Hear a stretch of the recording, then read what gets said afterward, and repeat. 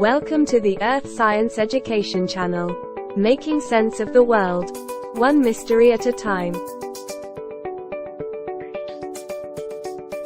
Hi there, welcome to my YouTube channel, and this is Dr. K. I'm a professor of geology at Metropolitan State University of Denver, and today we're going to talk a little bit about how can you be successful in college classes? How do you actually get a good grade out of it? I know some of you may be first-year students, never been to college.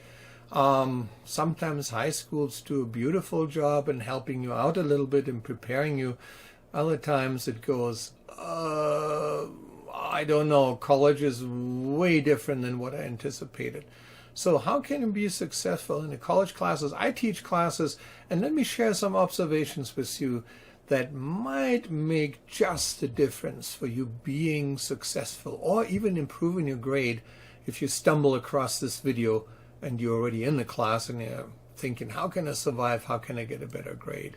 So everybody wants to shoot, of course, for the infamous A. Yes, we want to be there. We want to get an A out of this class. How do we do this? And is it subjective or objective? Now, let me run down a little bit about what I observed. The most common reasons students give for failing classes. Students fail a class, it sometimes happens, or they're not doing too well. And here's the reasons I've heard they have been given me. For example, I'm a bad test taker. This one. I just can't take tests. I have a nervous breakdown. I have testing anxiety. Seems to be a new thing. So I'm a bad test taker is one of the common comments I get. The other one, I was never good at, and then plug in your favorite. I was never good at in math. I was never good at in science. I was never good at in chemistry. So I was never good at, and this is why I'm failing this class. It's also one that I've heard in the past. There's another one. The class is just plain old too hard. Why does a teacher need to make it so hard? It's sort of my favorite. Of course, students like us professors to be totally objective. How objective is hard? That's kind of a weird word, you know. What's hard? How do you measure hardness of a class objectively? So seems to me like a very subjective impression. Here comes my favorite of all of those. The teacher is just bad. That's why I got a bad grade. Let me think about it. Am I doing this to defend myself? Not really, because from my class reviews, students like me. I get good scores. I also won some teaching awards in my lifetime. So it's not my concern, but I've heard this as well. So here's a clincher that some of you may find interesting. None of those are really a reason why students fail class. No kidding. I said, really? Even if I'm not good at something? Absolutely. So I want to show you something that actually will help. Now, if you're looking for some kind of a magic where you get a crystal ball or have some cards, or we just impress you with some dazzling things. Do this once a day and your grades will go from an F to an A. I'm sorry, there is no shortcut. So you will need to do something. But what you need to do may surprise you. And hopefully this is helpful for you in being successful in any of your college classes, be it online or in person. All right, here's my over 20 years of observation in teaching, which aligns actually with international studies on college failure rates. Here are the big ones, the big hitters. Why do students fail? Number one is poor note-taking skills. It's my biggest gripe. High schools don't train you very well on how to take notes. They think it's just skill you somehow soak up or born with. Nobody really teaches you how to do that. And that means not only note-taking on lectures, which is one thing, but also taking notes on stuff you read or watching videos. Never think about taking notes on those. Spotty attendance. This is kind of interesting. A lot of students get bored or they have other things to do, and so they don't come as often. There's a pretty good correlation with spotty attendance and not doing too well in the class. By spotty attendance, it doesn't mean you're just having the body in the classroom. It also means that you not only have physical, but also mental absences. Going to class but doing something else and not being engaged. Inadequate study habits. What does it even mean? Now, most students kind of don't really know how to study, or what I should study, or how long I should study. Is it enough for a test? Is this too little? How can I gauge that? By the way, we'll discuss that and give you some input of that you can gauge your time a little bit better. And then poor time management skills. What does it mean by poor time management skills? Well, you all know with late assignments. I don't know how many late assignments students have submitted in my classes. Countless. Oh, I'm late for reason A, B, C, D, or E. It doesn't matter what the reason is, but I'm late. I distinguish usually between events and patterns. If it happens once, it's an event. If it happens regularly once a week, it's a pattern. And patterns you need to break those. They can really be detrimental. If it's an event, you can probably survive that one without much problem, right? So, what's poor time management skills usually shows itself in cramming or procrastination or starting an assignment too late. So let me help you out a little bit, and let's investigate all of these 4 big hitters. And if you can mitigate them, your grades have a very good probability of improving significantly. So with a little dedication and some effort, college really does not have to become overwhelming for you. It doesn't matter what the discipline is. So let's start with taking notes on class material in general, not just lectures. Is there a better way than copying everything? That's what I see. Oh, the professor writes something on the board, or he has his PowerPoints, and I try to copy, and sometimes I cannot catch up. I cannot write that fast. Well, here's the first problem that you don't see. Copying is bad. If you want to copy, just take out your cell phone, snap a picture of the PowerPoint or the blackboard. That's really not the point. And most students don't get that. So what should I do instead?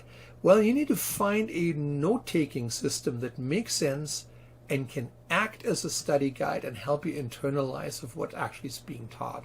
Now, there are different note-taking systems, and you may have been introduced to some of them in your various classes, subjects, disciplines, public education. But one that probably takes the prize and is the winner is a so-called Cornell note-taking system. If you've never seen it, it's a fantastic way of not only taking notes, but organizing notes and studying notes. Here's how this works. It actually is a system that has been around for a while, but it has been brought to the forefront in a latest 10th edition of a book called How to Study in College. Walter Park is one of the authors of it, and he actually developed this one. So I highly recommend you visit their website. It's free. It's up here for you to jot down from the Cornell University as how to take these notes. And let me go over them really, really quickly to fill you in with much more detail. You probably should watch some of their videos on their side. But here it goes. You're going to take a notebook page and you're going to divide it with some lines. So you have a dividing line there for top and the bottom. On top of this goes your summary title. You're going to write this one down. And then you do something very, very unusual. You actually divide your page into 2 columns. One column wider than the other. About, 1/3 to 2/3 or 1/4 to 3/4. Something like this. On the one side this is where your notes go. Your main notes, your key thoughts, your list, your sketches. Try to use your own words, because something happens. If you use your own words, your brain starts making associations. If you just copy, yeah, you can sometimes listen to music and copy and really don't know what you're writing. But if you try to use your own words, you're already making connections. What do you have to put on the other side of that double column? Well, this is, you put some cues in there, prompts, main ideas, even some questions. You write them down that align with the notes on the other side. What I do with the bottom, there's a little space left. So draw another line, and there is a summary. This is where you summarize the top level ideas. It becomes kind of a quick reference for your notes. This is called the Cornell notes. And it's basically the setup, but let me explain to you. It works, by the way, both. If you have a face-to-face class or an online class, it works fairly well. How do you do this? So these notes, this segment right there, is you fill this out during the lecture or during the reading, and you complete this. Now, the cues side, you can do simultaneously, but sometimes you have to go right after the lecture, you go through it, and then you fill in the main points. This is sort of comes afterwards, not necessarily during the lecture. And then the summary part is when you kind of try to review your notes or you study it, then you fill out the summary side on the whole thing. And you do the same thing with the title. You can put the title in right away. You can also wait a little bit. But if you do it this way, it becomes a very effective and best utilized study guide ever. You will be amazed of what it will do to your retention of information. Way better. It's much better than regular notes and helps with information processing, with the retention. As I pointed out, you will have a leg up against some of your other friends. It's absolutely great for quiz and test preparation. Best ever. Some students ask me, do you have a study guide? This becomes a way better study guide than what I could provide. Oh, really? Absolutely. So you can do these Cornell notes for lectures, for your textbook readings, for lab readings and the execution of labs, study sessions that you have. You can use these Cornell notes. Let me give you an example, right? By the way, it works also with electronic and digital notes. If you want to set up an electronic site, they actually make electronic templates for Cornell notes if you rather use a tablet or so to take those notes. Here's an example from my background, geology. So let's say I'm giving a lecture, and we're going to give a lecture on crystals a little bit and see how these notes would be structured, right? So here's my lecture about crystal forms and minerals, and we just go the basics, and I explain a little bit about crystallography in my classes. Here's what those notes might look like. So you write down maybe the 3 points on this one page about crystals. You know, crystals have 3 crystal axes that intersect exactly in the middle of the crystal, and then there are certain crystal groups that have the 3 crystal axes, same lengths, intersected 90 degrees, and so forth, whatever you get from a lecture. And then on this other column, you basically make these headers. One is, it's a little bit explanation about crystal axes. This is number 2 is the isometric crystal forms. Then comes the tetragonal crystal forms. There are more, but that gives you sort of what I would base a lecture. And as you can see, I do sketches on the one side. I write everything down. So what happens next after I've done this one? I actually give a summary down there of one of the most important points about what is on that page. Here comes the isometric and the tetragonal crystal system. And on top, I just give it a header or writing. And you say, okay, cool. I'm not taking a geology class, but how does it help me? Now, here's the deal. If you take these Cornell notes and you fold them along the line, it makes one of the best study prep tools ever. It's like having automatic index cards. You know, that you can buy these study cards that some people sell to study for certain subjects. Because on one side, you now have a hint like number 1 crystal axis, 2 isometric, 3 tetragonal. You fold it away, And then you cannot see what the other side says, and now you get to explain it. Or you use it the other side. So what is something that has 3 crystal axes, all of same lengths, all intersected 90 degrees, most symmetrical, has most forms? Well, this is the isometric crystal class. It's on the other side. So it makes a really, really cool, executable, fantastic study guide. Homemade just for you. As I said, look up Cornell notes and get a little bit more background on them, because it works for all disciplines, not only for sciences, and is a fantastic study tool. Now, what about recording lectures? Is that a good idea? Well, if it's allowed, if your professor allows it, sometimes they can't allow it, not because they're mean and honoring, but it's some copyrighted material that they don't want you to broadcast to the whole wide world. But if you ask them, can I videotape you or can you audio tape your lectures? If it's allowed, I think it's great. But using the word just up there is not a good idea. If you just use this and rely on it as your notes, that's not good. But it makes great supplemental material. As a supplement, I would say absolutely yes. Have those ready. If it's your only source of notes, you're going to flounder pretty quickly, because that is difficult to organize, something like that, right? What about lecture notes from the instructors? Some instructors give lecture notes, others don't. I, for example, have sometimes reservations because some of my material is copyrighted, so I cannot freely give it away. Hey, but with the Cornell notes, you can circumvent that system fairly easily. But it's a great when they're given, and if your instructor does it, thank him. But you need to realize it's a courtesy of an instructor. We are not required to give you lecture notes. No way. And to prepare lecture notes can be sometimes time-consuming and cumbersome. So thank your instructor for them if they are provided for you. What about attendance? Let's go to the next topic. What about attendance? It's not just being present in the classroom, right? You are in class, happens, but you do unrelated stuff. For example, but not limited to, you check your emails, you visit your favorite social media pages, see how many cat videos you can squeeze in during a lecture. You play video games, watching movies, you listen to music even quietly on your headphones, work on other class assignments, etc. By the way, I'm not making those things up. I've seen all of those in my classrooms. All of those.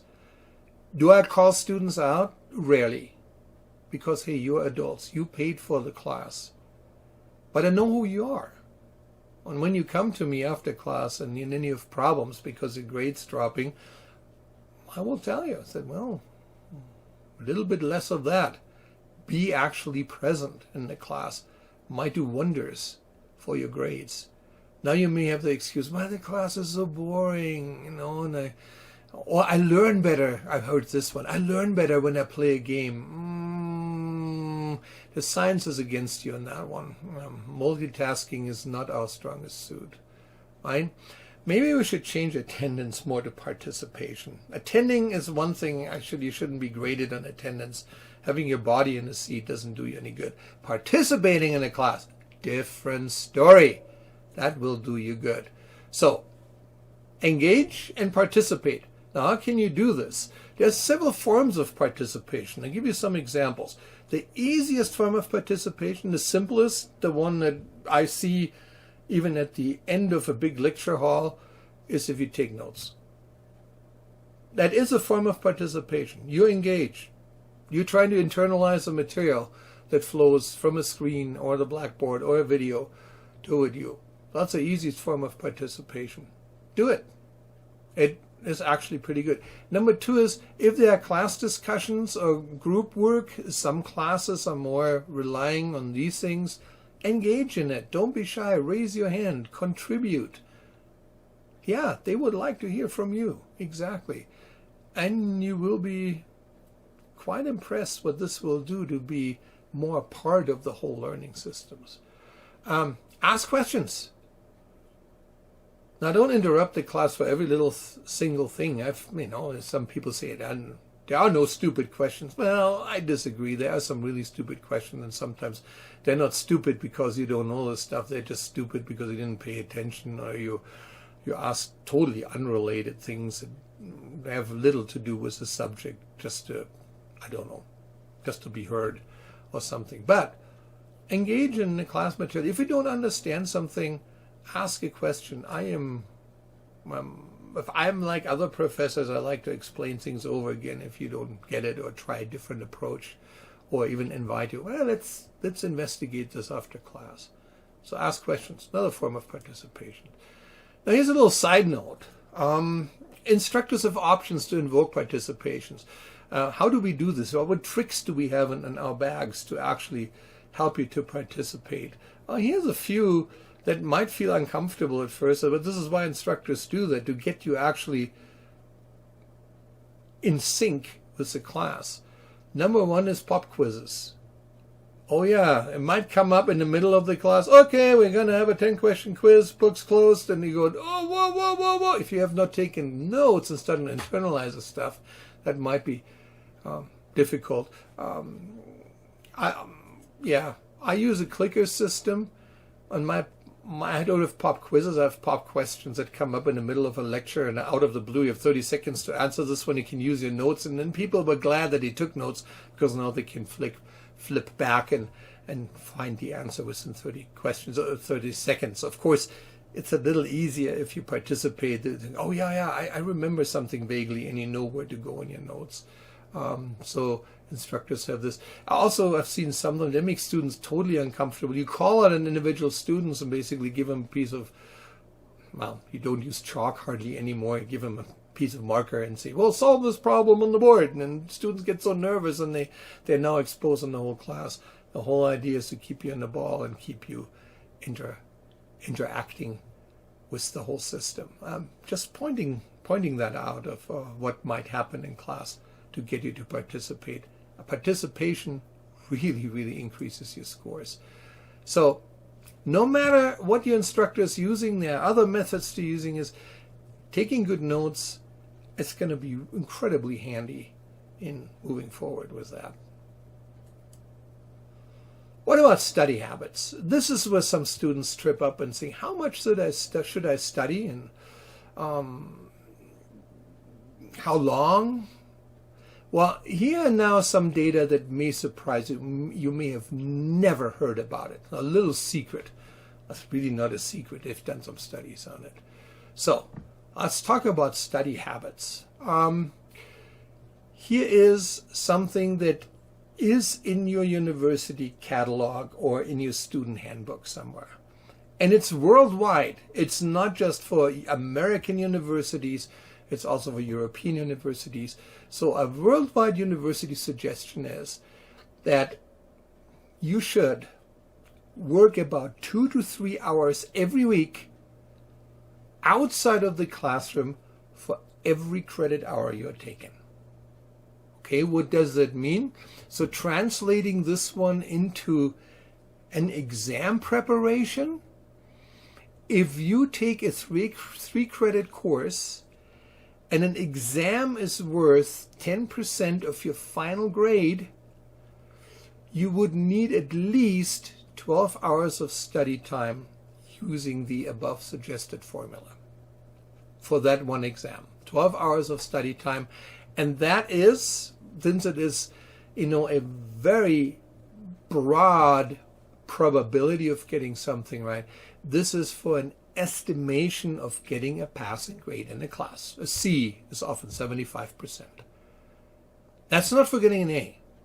That's just, getting a C. Now, is this a hard 12 hours and I'm guaranteed a C? No, absolutely not, because classes are different.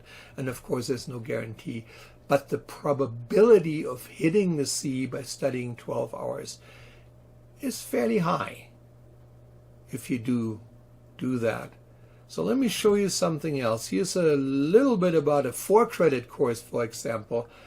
And if my percent of the final class grade or the points of the final points, let's see, I use 1,000 points as my semester points that you need to reach for full credit. The percentages are given on the second column. How many hours do I need to invest for a C grade? So for a 10-pointer, a 10-point quiz, about 1.5 hours for a 4-credit class. If you take a 3-credit class, you can reduce it a little bit. It's 1.2 hours or so. What about a 50-point assignment? Well, again, it depends on the instructor, and if they weigh the assignments correctly, probably about 7.5 hours or so. What about a 100-point assignment for a 4-credit class? Takes you 15 hours. 3-credit class would take you 12 hours. What about 150 points? Well, you get the idea. So here's what happens. Most students completely underestimate how long it takes. And I've heard it over and over again. Come 100-point exam, student tells me and says, I studied 4 hours for this exam and I only get a D. And my answer is, you're a genius. If you get a D with only 4 hours of studying for something you should have studied 15 hours for, you are pretty dang good. So that is often a highly underestimation. And it's easy to see why cramming has such a high probability of failure, unless you're already, through good note-taking, have some preconceived knowledge of the whole thing. And Cornell notes, by the way, really help with that. So here's a little bit about prep time estimates. Let's stick with a 4-credit course and a 100-point assignment, 10 points of your total grade. You need to study about 15 hours total. Now here's the deal. You will not be able to do this in one day. You can't. There are not enough hours in the day.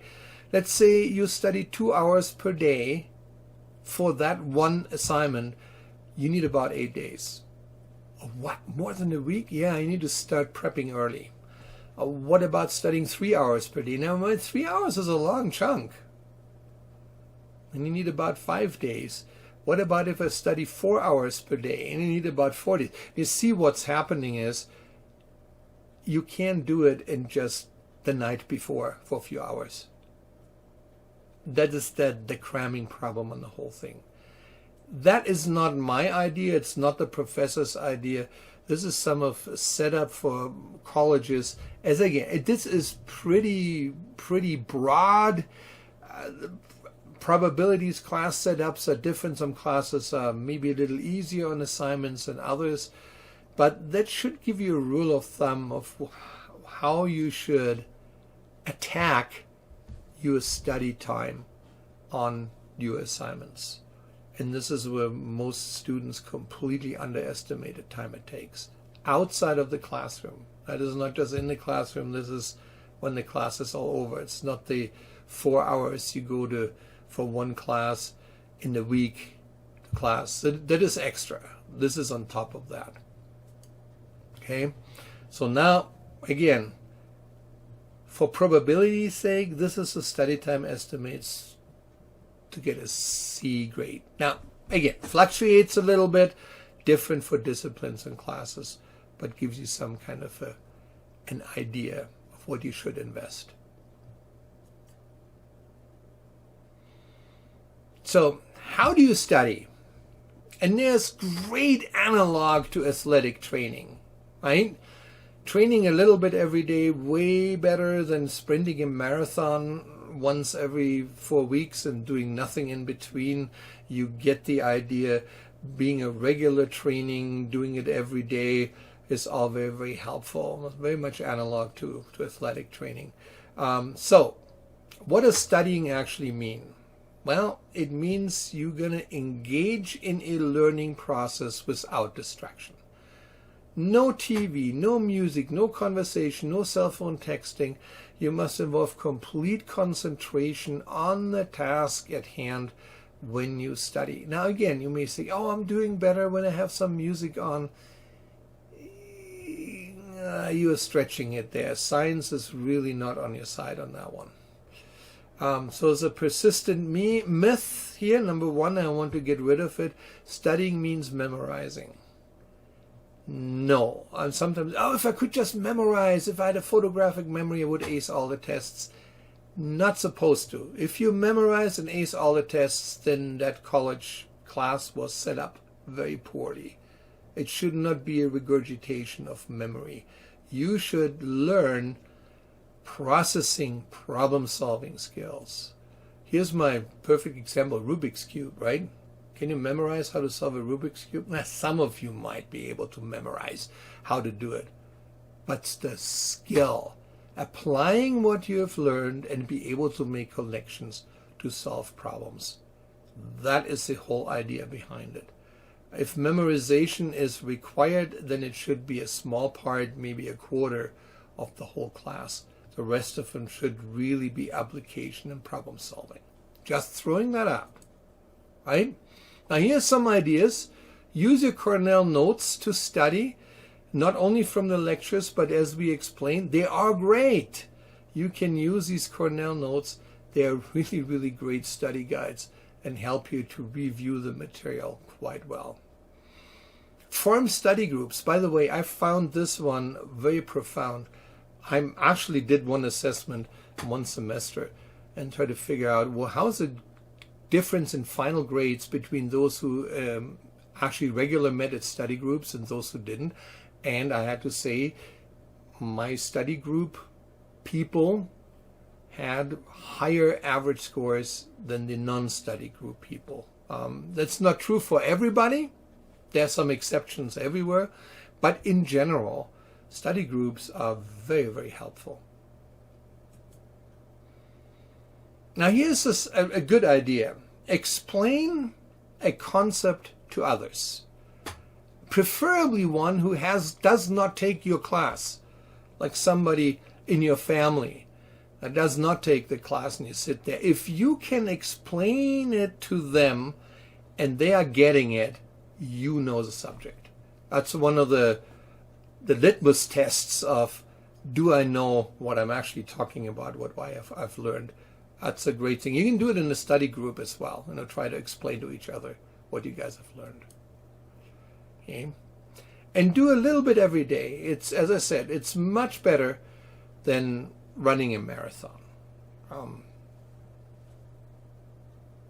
Analog with athletic training. Now the last point is time management. This is a huge and one of the big downfalls.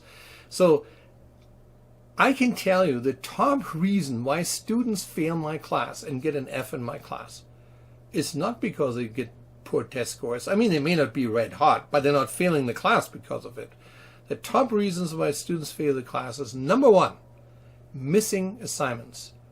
If I look at the student's grade and look at my grade book and I see missing for 5 assignments, and they're still coming to class, something is obviously not jiving. And they often end up as an F, and then they try to beg me at the end, can I do some extra credit or something to get my grade up? And said, well, you had 15 weeks of staying on top of it. Now you're missing all these assignments, and now you want to make them all up in 2 weeks, which you have 15 weeks for. Usually doesn't happen. And I feel bad for students because sometimes I say, okay, give it a shot, and they try, and it is not helping. It's not going there. They get late penalties because it's late, and missing assignments is a huge culprit. And missing assignments are the result of poor time management. Let's face it. And then poor attendance, which is kind of an analog for missing assignments. Usually if you have a poor attendance, you also miss the most assignments. I can show you statistics of my classes. They very, very nicely correlate to each other. So missing assignments, poor attendance are the biggest culprit. Here's some interesting observations in my classes. I've given Fs, or let's say it better. I need to get away from I've given. You earned an F. And here's F's due to missing assignments. And you can see there's a lion's share. And F's due to other reasons. There are usually some missing assignments in there as well. I mean, F's due to other reasons. For somebody who turned everything in, I can count in the fingers of one hand over 20 years of how this might have happened. But that usually does not result in an F. So missing assignments is a huge, huge culprit. Here's kind of an interesting distribution, instead of an average of an A, B, C, D, and F in my class. And this is the number of missing or late assignments I received. The A students, none. They turn everything in. And that's pretty consistent. My B students, they might have 1 or 2. Now again, this is just averages. There's always exceptions to those things. My C students, they might have a few, like 3 or so. My D students, then it goes up significantly, like 6 or so on an average. And then my F students, they really miss the boat, literally.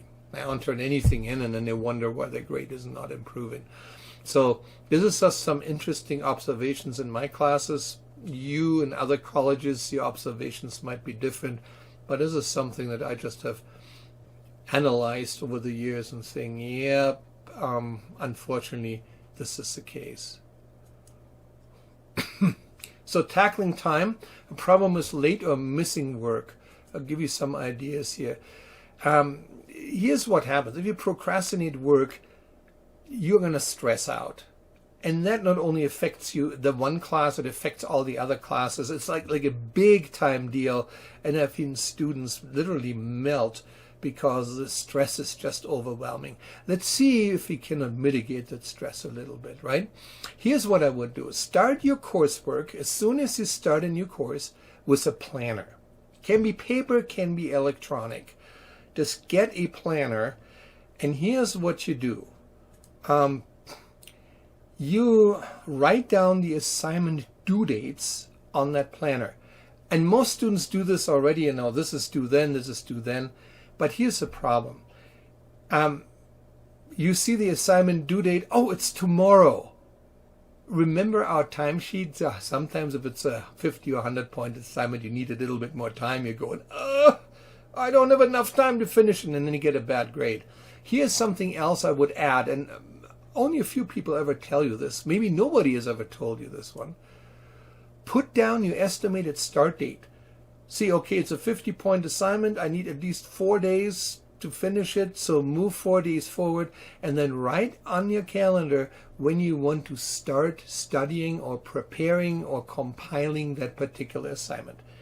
That gives you a leg up, and also how many hours do you want to spend on it during the week. 1 hour, no, even if you say, well, I need 30 minutes every day, it's only half of this 20-pointer, then, you know, plan these 30 minutes every day and put in an approximate start time. This is when you need to be involved in this assignment, so you're not surprised when the deadline comes.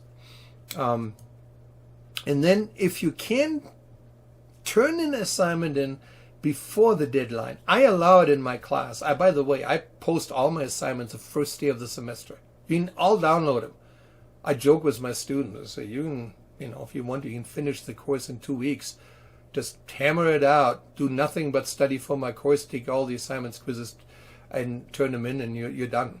Not recommended because we're doing a lot of stuff in lecture and so some lab activities that you might miss, but you could theoretically do this. But if you're allowed to turn assignments in before the deadline, first of all, most instructors appreciate it. Then they don't not swamped with 50 assignments all of a sudden on one day.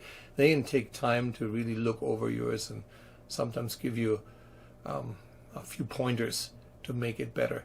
And it's way less stress, so you can mark off this assignment as already done. Don't have to worry about it. So don't wait till the deadline if you don't have to. Now here's a little hint. If you miss anything, and things happen, you forgot to write it down, or you mistaken the dates, or you thought it was Saturday when it actually was Sunday, you're just messing things up.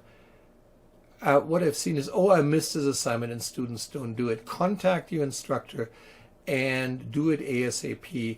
I have a 10-day grace period in my classes with some late penalties for every day late.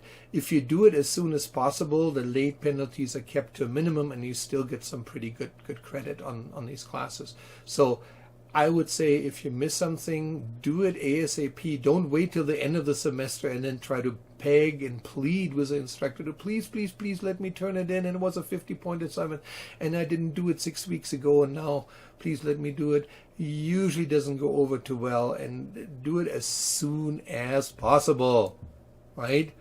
Bottom line, if you do it this way, you have more time, you have less stress, and the probability of having better grades significantly increases. Now here's some other helpful hints, things you might should think about. What if you get sick? Yeah, stuff happens. Me get sick, or my kid gets sick, or I'm otherwise indisposed, I can't come to class. Well, here's a few things you need to do. Do whatever's prudent to get better. Absolutely. When students tell me, I'm so sorry, I came down with something, I always show sympathy and I say, yeah, get better as soon as you can, take the rest you need. But here's something very important. Do not treat this as a complete free vacation. Oh, I'm sick for a week, so I can take a week off from college. Not a good idea. I know you probably have limited abilities at this point because you're compromised, but try to stay on top of your classwork as much as possible. For example, online, do a few things. Even if it's just an hour a day, try to keep up so you don't fall too far behind. Right? Contact your instructor, just professional courtesy. Even if he, she can't do anything about it, it's just nice for instructor to know, yeah, I feel indisposed, or I have the stomach flu or something. I won't be in today, I won't be in for the next 2 days, or my kid is sick. It's all great that we know, and it helps us to understand you a little better. But also, and this is incredibly important, and students miss this all the time. We as professors are limited of what excuses we can accept. We need to be fair to all students in the class. If you say, oh, I need this day off, and I give it to you, and then another student comes and says, I need this day off, and I don't give it to the other student, then apparently I'm not fair. So I need to treat my students very, very equally. A university policies often say, you need to have a third-party verification of that your absence is legitimate. So if you know you're out for several days and you're going to miss more than one class, even if you miss one class, get a third-party verification, like a doctor's note, even for your kid.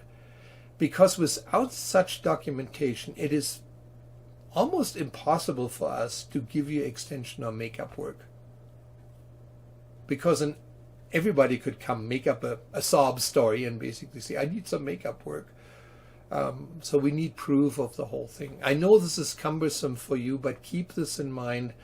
If you have documentation, like a positive COVID test even, and send me, you can redact certain names and stuff like this, but I need to see the date and your name on it. And I don't even need to know the cause, but just that it's legitimate. And then I have a way of granting you maybe an extension or a makeup work. So important, get those. Now what about if I'm already in class, half the semester's gone, and I'm not doing right hot? Is there anything I can do to improve my grade? I actually created little sheets and say, okay, let's ask some questions and see if you're doing those. Because if you're doing all those, your grade shouldn't be low. But if you don't, then you may improve in these points and see what you can do. Now, here's my self-check questionnaire for improvement. Am I doing those things? Number one, am I attending every class session and am I missing very little, maybe once per semester?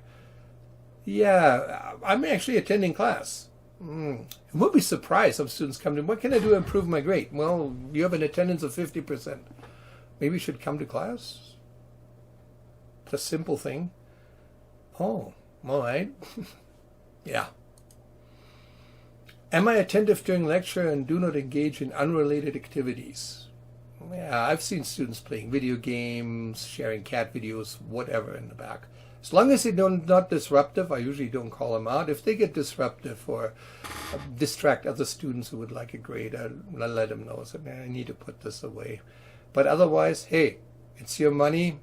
If you want to fail, that's your job. It's not my responsibility to make you not fail, so you know what to do.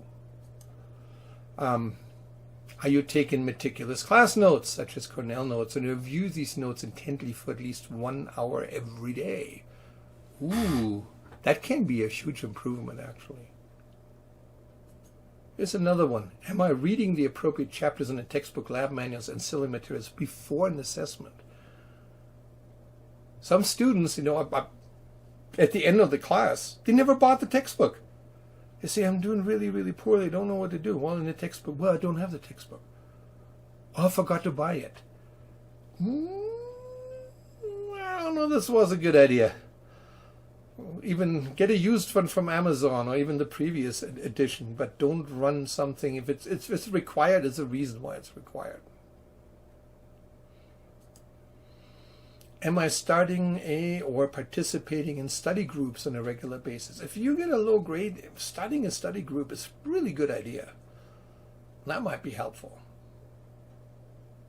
Even online, create an online study group if you cannot meet in person.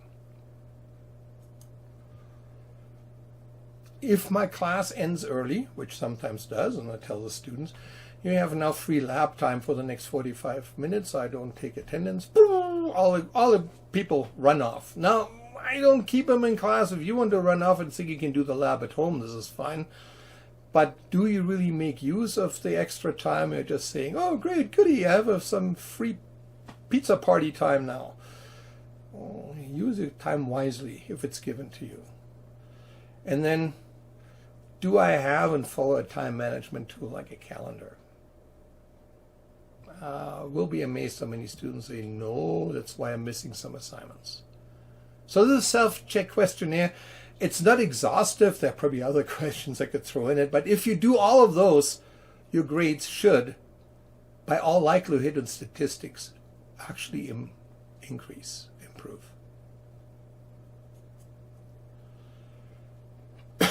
So, low grades are usually statistically, the result of doing very little of what is indicated on that list.